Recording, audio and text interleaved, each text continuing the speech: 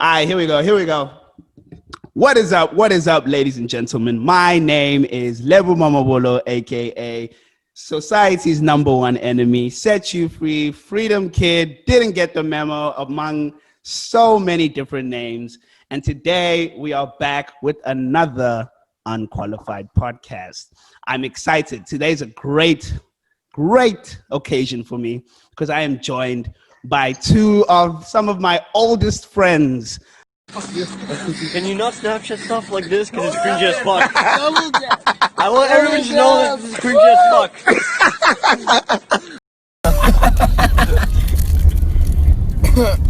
Yo, someone shut my music up, dude.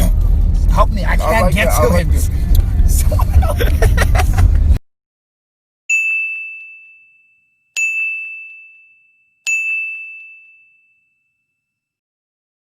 I don't know how long I've known you guys. How long have I known you guys? Like, how many years have we known each other?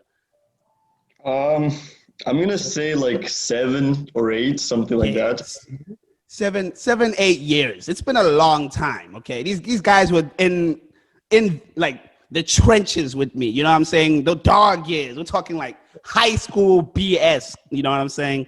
These are the guys that were in there with me. Shout out Gun Squad. That was the name of our squad back in the day. Okay, I don't know why, but that was the name. I'm talking obviously about the OGs. Daniel Marcicano. Say hi, Daniel. Hi, Daniel. Hi, everyone. Oh man, already. And the homie Nikita Sajinov. What's up, Nikita? What's up? What's up? It's great to have you guys on the podcast. I'm glad you guys are here, man. It's been a long time. It's been some time. I've been checking. Yo, you know what's funny about the time zones is that like you're like 16 hours ahead of me. That's ridiculous, dude. Yeah, man, it's rough. It's pretty bad. It's crazy. 16 hours. Like, what the fuck? You get some lonely hours where no one's awake around except the people you're with, and like fuck the people you're with, you know. That's what I'm saying, bro. And then obviously Amsterdam's 6 hours, but that's okay. You know what I'm saying? That's doable. That's very doable. Exactly. It's not even that crazy. So it's like, but it's great. You know, I haven't been on I guess a call with these guys in a long time.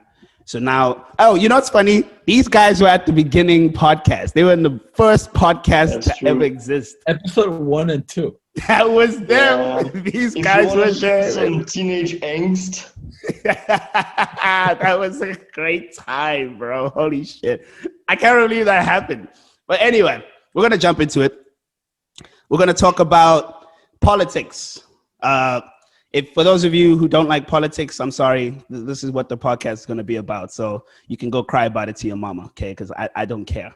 This is what's going to be about. Polemic, man. Yeah, it is what it is, okay? People cry a lot in the comments. You'd be shocked. Like I have to remove some comments because people cry too much. So I'm like, you can just move some comments. You know what I'm saying? Yeah. That's why the comment section is empty, man. Love, man, love. Now, of course, it's all love.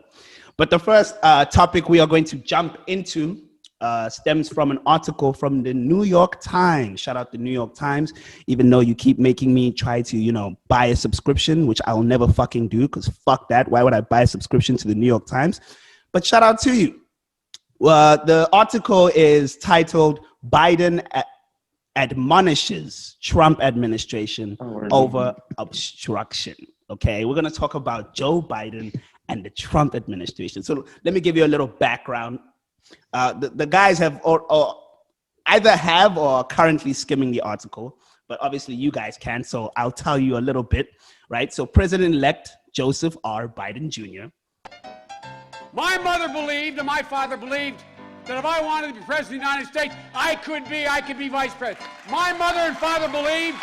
Said on Monday that his transition team had faced obstruction from the Defense Department, raising new concerns about the Trump's administration's cooperation with transition officials with just over 3 weeks until Inauguration Day. This is what Joe had to say. He said, right now, we aren't getting all the information that we need from the outgoing administration. in key national security areas. Mr. Biden, not Budden, said in Wilmington. Budden is another guy. Yeah, exactly. Shout out Joe Budden. After he and the president-elect Kamala Harris, is that how you say her name? Kamala? I'm not even sure. Kamala. Okay, Kamala. Shout out Kamala. Kamala Harris were briefed by members of the transition agency review teams for agencies dealing with national security and foreign policy and all that good stuff. Okay, I'm not going to go into this. Is a lot of text. It's nothing short, in my view, of irresponsibility, Mr. Biden said. Right? So my question to you guys is, first, who is to blame for the transitional problem between presidents? Is it Biden's administration or is it Trump's administration? Well, shit. I didn't wake. Honestly, I didn't come into here expecting a political discussion. You know, that was a bit of a surprise for me. What did But you you know, expect? I guess that's what we're doing. But in the way I see it is that I'm not. No, you know, you can't really blame individuals, neither their parties here. It's like it's a systematic problem that the United States has, where, you know, and it's the way I see it. And here's the big polemic, you know, the big radical moment. You know, it's like the rivalry between the Republican and Democratic Party in the United States is a made-up rivalry, and you know, reality is that there's no real change in the United States politics, and therefore in world politics, from whichever party is in charge. So I don't know, man. I don't know. Describe Democrats. Gun control, handouts, debt. What else? You want more? Just a general disdain for God and country, in my opinion. Most of them want to give everything away. Maybe brainwashed? I can't describe all Democrats, but it's my learned opinion that the Democrat Party is a crime syndicate, not a real political party. What are Republicans like? People that don't have a clue. Close-minded. Stuffy. They're mean. In some sense, some of them are racist. I think what Nikita said is pretty interesting because in Australia, right, from the first podcast to here, I've changed my views quite extensively, going more. Yeah, me too. Nikita and I Don't go back there. Nikita and I kind of like change sides. Nah. And looking at it, like in Australia, I was talking to my girlfriend, and I was like, "Would you vote to the opposite party you don't agree with?" And then she goes, "At the end of the day, it's liberals and labor." She goes, "At the end of the day, they're one and the same thing." Mm-hmm. So the rivalries that I was thinking about, like, oh, if you vote for one party, you really want to vote for the other party, is like Nikita said, created by them and very falls really into like the mainstream. The difference don't really exist when you look at very specific things. Right. But as per my religion, I follow Mario Kart as it's a religion. And I like to look back into it for examples. And if you put a little kid to play Mario Kart and you tell him he's the best for 4 years in a row, once he loses Mario Kart and it's his turn to pass on the controller to another player, he's going to start crying and he's going to want to do everything in his power to make it not, to make the transition not go smoothly, which is the example I'm doing with the baby, Mr. DJT, and the baby, bro. But wait, okay, so but here's the thing: no one told Trump that he was the best. Okay, they maybe they play with these balls, fondle with these balls a little bit, you know, suck them off. Maybe I think he believes he's the best. You know, that's. I mean, obviously he's got an ego. You can make yourself believe a lot of things if you're delusional enough. Do you think he's delusional? I don't think he's delusional. I just think he's got a huge ego and he loves to be fondled. To give someone the thumbs up. To give someone the thumbs up means that you give them your approval. This is giving the thumbs up. So, if you give the thumbs up to somebody, it means you've given them your approval. I mean, for me, they're one the same thing. You know, it's like you have an ego big enough. It's like you can make yourself believe anything, any lie you tell yourself, you know. I know that you don't really want to do this because you feel weird talking to yourself in front of a mirror, but it just has to be done. You know, you're not okay. You know, you're complaining all the time. You're not getting anything done. And it seems like nobody around you is like helping you the way that you want to be helped.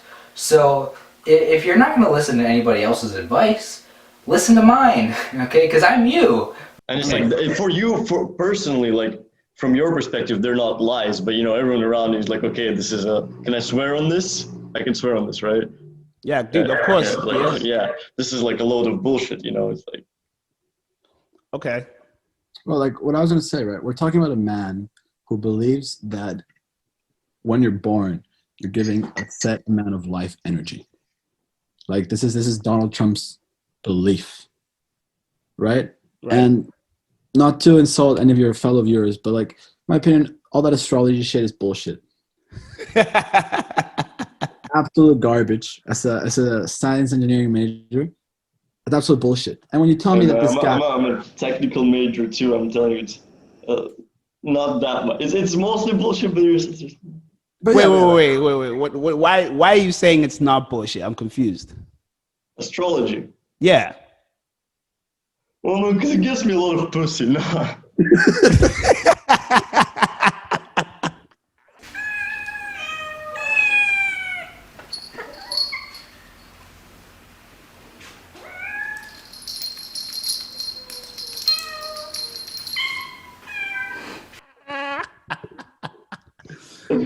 No, because, you know, man, it's like, I feel like there's like a blind reliance on science when at the end of the day, science is like still there. Okay, science covers this worldview, right?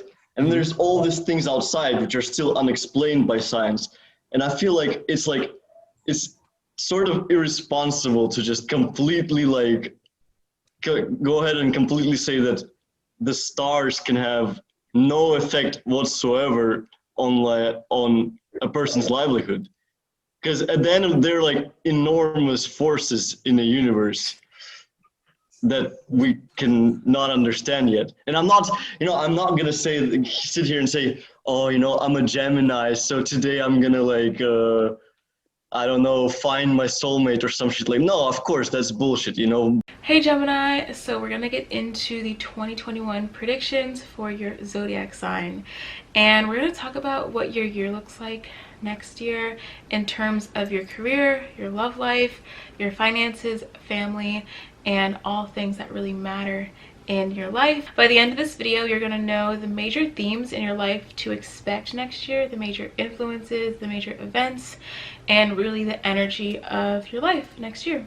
So with that being said, this is more accurate for Gemini rising. So if you're going to watch this video, it's best for your rising sign or your moon sign. So you can watch this for your rising sign, and your rising sign prediction will tell you the events that literally happen in your life, and then the moon sign prediction tells you what or how you feel about those events.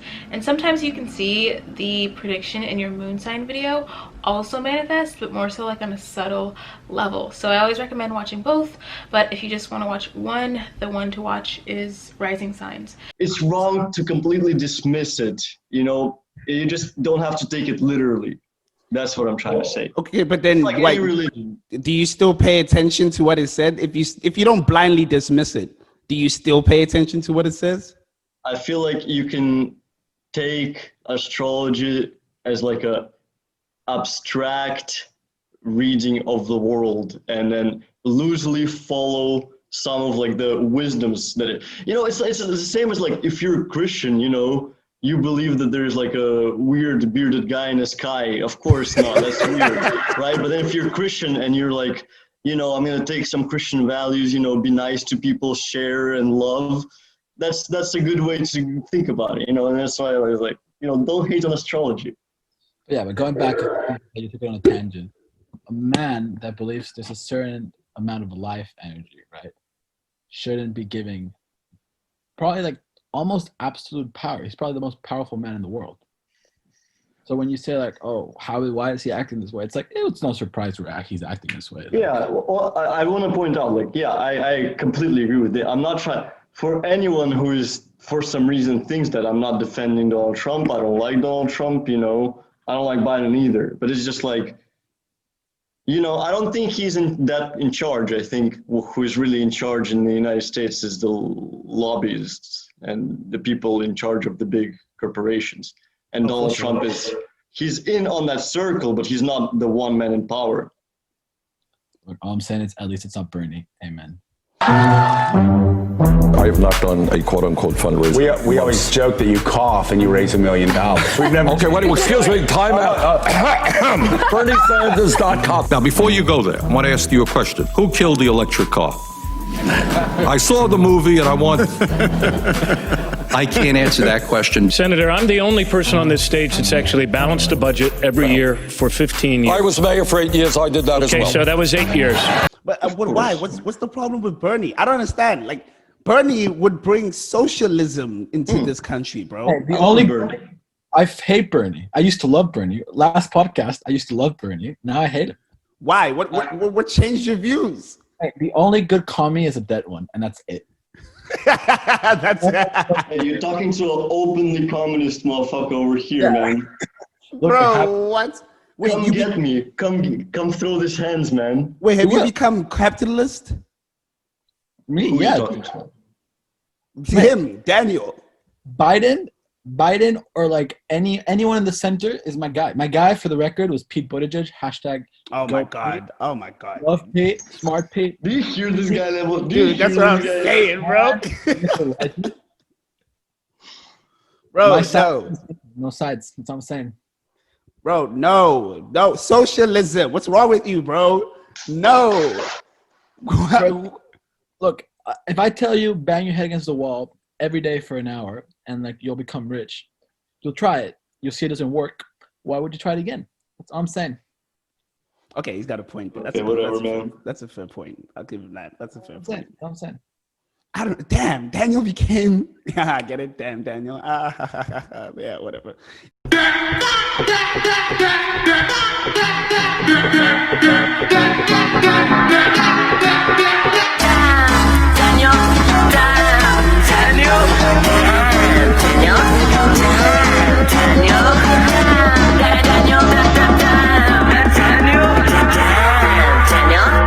Back at it again with the white man.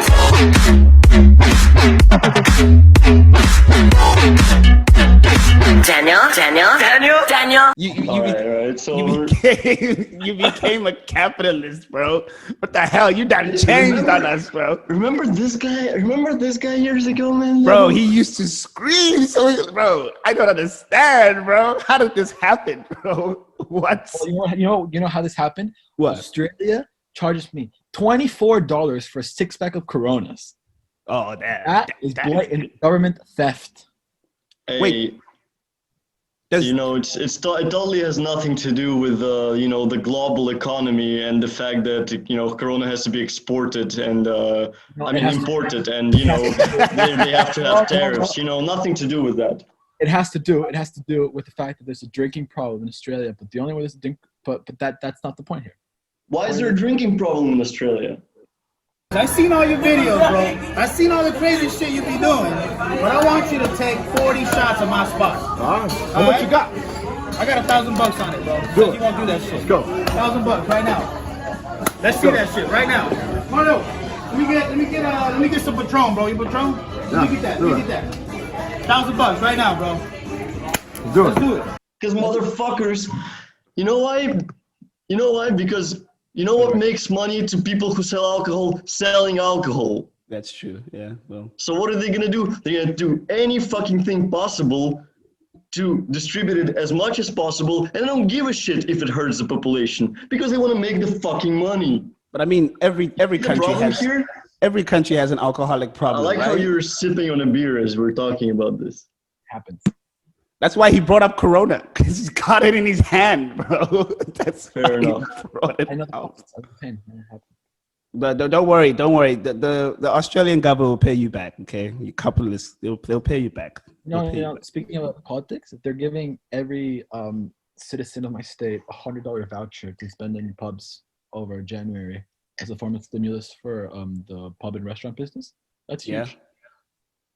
Wait, how much are drinks there? A pint is like somewhere between $9 to $14, depends what you're looking for. So hey Lemo, are you still a beer hater? Nah, I fucking hate beer, dude. Disgusting. Some things never change. Some things never change. Wait, what? Are you on the White Claws level? No, fuck that, dude. That shit's trash. I tried it once. I don't get it. I don't get the hype behind the White Claws. Bro, I don't get the hype behind. No, dude, you should come to America, bro. They down seltzers like it's fucking 1944, bro. It's just this ridiculous out here, bro. Like everyone's got seltzers in their fucking refrigerators, and I'm like, yo, why can't you guys? If you're gonna drink, right? Why not drink something worth drinking? Like if you're gonna drink, go hard in the paint, like tequila. Hey, Let's man. go hard in the Cheers paint. to that. You know, I got myself a little gift for you know, gonna have myself a time for You got New the Year's. cap. You got the cap. Beautiful. Wait, what are you doing for New Year's, Daniel? We're going into lockdown restrictions here. There's a few. Right. Oh, right. Oh, everything's limited to 5 people, and I have no idea what I'm doing. I'll figure out tomorrow morning. Shout out Scott Morrison. Let's go. Shout out Scott. ScoMo, the guy. ScoMo. They really hate Scott Morrison out there, bro. It's ridiculous. Dude, you know, bro. I drove by. Me and my girlfriend drove by this McDonald's where he shot himself on live television. We want to stop there, but we had to make a time. And couldn't. That's so bad, bro. That's so bad. But shout out Scott Mo. You know what I'm saying? Shout out Scott Mo. But anyway, back to the questions. We kind of ran off track there. But that's what happens, you know. It's literally what happens, bro. But if there are problems between, you know, different aspects of government now, and as the two administrations decide to transition, what does that say for Biden's presidency in the next 4 years? Would it help him, or would it, you know, stunt him trying to rally the troops behind him? Look, I'll start this one, Nikita, if it's fine with you. I was reading an article today. I was taking shit about how the only time you'd read anything. Objectively, yeah. And there was this liberal writer who was saying that probably the best thing that could happen to a Biden administration is for the Democrats not to win the 2 runoff elections in Georgia. And it goes on to explain that, yeah, like having a Democrat-controlled House, Senate, and presidency would push forward all of the Biden presidency's like goals and objectives. When Biden ran, and what the belief that he rallied a lot of centrist leaning Republican voters is of his like ability to negotiate and come to a settlement. I forgot the question, but anyways, now I remember. But yeah, so like I think I was not agreeing with it, but after a bit of thought, I was like, yeah, like maybe that is a better idea. Because if you think about it this way, imagine a seesaw. You spent 4 years just fucking loading one side with so much weight, like this fat fuck blonde cunt.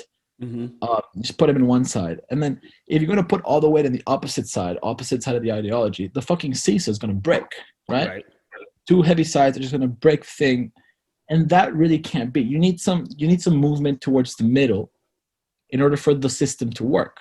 So if you're going to if fucking Biden's going to be ruled by AOC and her fucking gang and fucking don't back them whatsoever, then we might have some issues, because you can't go from far right to far left, because then the system itself just collapses because it won't survive the strain. Both sides have to agree, like, fuck, we need to work together. Like, you need to live with your neighbor. You can't just hate your neighbor for the rest of your life. Okay, so how would you get them to work together? Because they clearly hate each other, right? Both parties. Mitch McConnell did really like Biden, and he spoke very highly of Biden. McConnell is a cunt, but yes, he is. That's something else. But like in general terms, I like the way Uruguay works, where the same president can't run for re-election the next term. Like, yeah, the same party might stick, but that little bit of change and like you freshen up the political atmosphere. That always benefits. Because if Donald wouldn't have run now, because he couldn't, then he like fades into unknown and lets things heal. And if he wants to run again with the same support, be my guest, right? But it allows this for like duality of things that I believe is kind of lacking at the moment. Okay, I feel that. How about you, Nikita? You want to jump in on this? I mean, yeah, it's like I don't think, you know, I wouldn't. It's not like Daniel is wrong, you know. It's just that I can't even disagree with much he's saying, except for like calling like the liberal Democrat establishment far left. I think that's ridiculous. It's center right at best, in my view. But because you're a commie, dude. That's right. That's exactly right. But like I think it's like, yeah, it's like I kind of agree with what he's saying, that it's like the the way to actually like achieve like solutions to the problems that are plaguing like American people and people in general is like to kind of love your neighbor. And the way I see it is that like this whole Democrat-Republican system is just pitting people against each other for like bullshit reasons. You know? What are the worst things about Democrats? Well, they just believe in all the wrong things. Like? Well, you know, you can marry anybody you want, and it doesn't matter if it's another man or another woman or anything, and that's just against God's words, you know. And pretty soon, I think they'll be there. I know I have so many friends that love their dogs, and I think pretty soon they're going to be trying to marry their dogs. Do an impression of Democrats complaining about the issues. Oh, they whine. Oh, Trump said this and Trump said that. Do an impression of a Republican talking about the issues. It's my way or the highway. I'm right, you're wrong.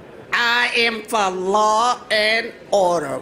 Could you please pass me my Rolex watches? No, it's like, oh, they're like, think about the arguments that Republicans and Democrats have, like, don't have guns, you know, like, don't, you know, like, go around killing gay people. It's like, at the end of the day, it's like, it's so easy to get past that by just like being like, okay, I don't give a shit, you know, it's like, be nice to people, you know, it's like, you know, whether it's like, okay, you make guns harder to get. Yeah, people in the ghettos are still going to kill each other. You know, the problem here is poverty. It's nothing to do with whatever, like the bullshit.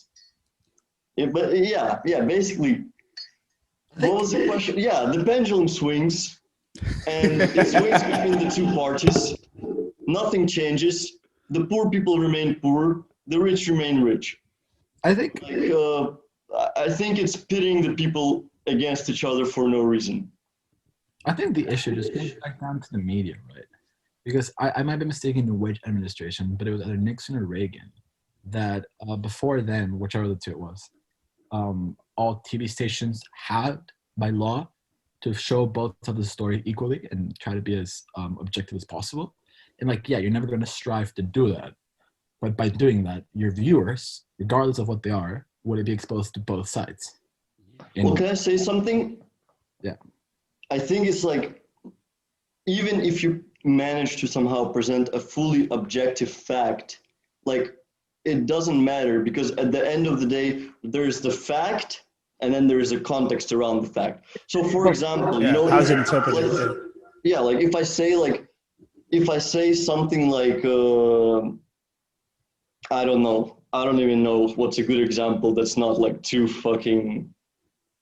Just go for it, bro. Yeah, like imagine it's 1939, World War II is about to start, and I say, well, 90% of the bankers are Jews. In the context of the World War II, what I'm trying to say is clearly, you know, let's kill the Jews. You know, I'm a fucking fascist. That's right. Can you crop that audio and send it to me? Yeah, sure. Okay. Sure. Why not? Yeah, I'll send it. Please do not take this out of context, people. See what I mean? It's like, so even if you manage to present like a fact, like an objective fact, you know, if you put that fact on Fox News and if you put the same fact on CNN, there will be completely two different audiences and completely two different contexts. So it doesn't really matter. So I think it's like, there will always be propaganda, and there will always be something influencing your viewpoint. And I think that like what we need to do is like put the right ideas in charge, you know, put the people that are making the propaganda, make them good people, you know? Mm-hmm. And I think it's like, it's not about bad or good, like morally, it's about like going, you know, just trying to have a better world objectively.